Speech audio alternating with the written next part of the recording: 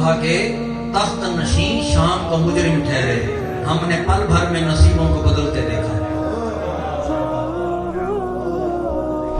تیری رحمت یہ چاہتی ہے کہ اپنی زبان سے کہہ دے گناہگار کے تقصیر ہو گئے۔ حضرت موسیٰ کلیم اللہ، آپ نے اللہ کی بارگاہ میں عرض کی، باری لم یزل، تیری مخلوق میں اس وقت تک جو سب سے برا شخص ہے وہ ذرا مجھے دکھا۔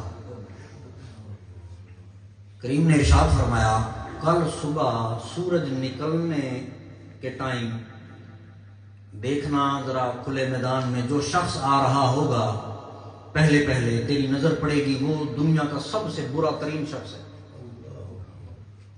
موسیٰ کلیم اللہ علیہ السلام نے جب دیکھا تو ایک شخص آ رہا تھا، اس نے اپنے کندھے پر اپنے بچے کو اٹھایا ہوا تھا، تو پڑھ دیکھ کر لاحول پڑھنے لگے۔ تو پھر کوہ طور پر جب پہنچے تو باری علم ازل اب وہ دکھا جو سب سے اچھا بندہ ہے، تے کو ڈاڑھا پسند ہے، وہ میں کو دکھا۔ فرمایا ہوں سورج غروب ٹائم دیکھی، جڑا سب تو پہلے نظر آوے وہ بندہ ہے، میرا پسندیدہ بندہ ہے۔ جب سورج غروب ٹائم موسیٰ علیہ السلام پہنچے تو وہی بندہ جڑا سویرے آ سب تو برا۔ صبح کے تخت نشین شام کا مجرم ٹھہرے، ہم نے پل بھر میں نصیبوں کو بدلتے دیکھا۔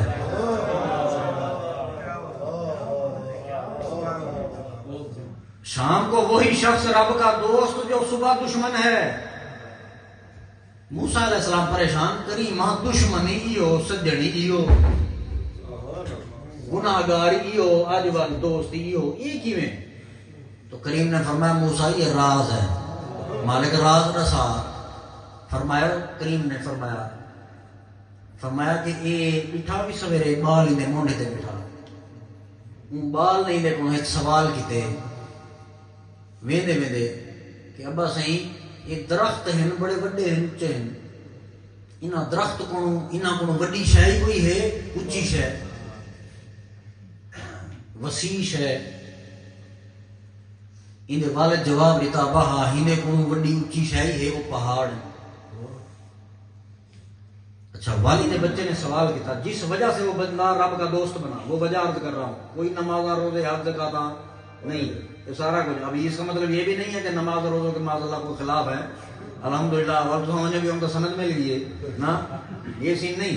نماز روزہ پڑھیں روزے رکھیں لیکن اپنی عبادت پر اترانا نہیں، نظر رب کے فضل پہ رکھنی ہے، بس یہ سب سے بڑی نہیں۔ جب بھی نماز پڑھیں تو آج سے یہ نیت ہو کہ کریمہ میں تو بدکار ہوں، خطا کار ہوں، تیری کرم نوازی ہے، تو نے اپنا نام لینے کے لیے مجھے چن لیا ہے۔ تو سامعین محترم، اب اس نے دوسرا سوال کیا کہ ابا جی یہ پہاڑ بڑے وسیع اور بلند و بالا ہیں، ان سے وسیع بھی کوئی چیز ہے دنیا میں؟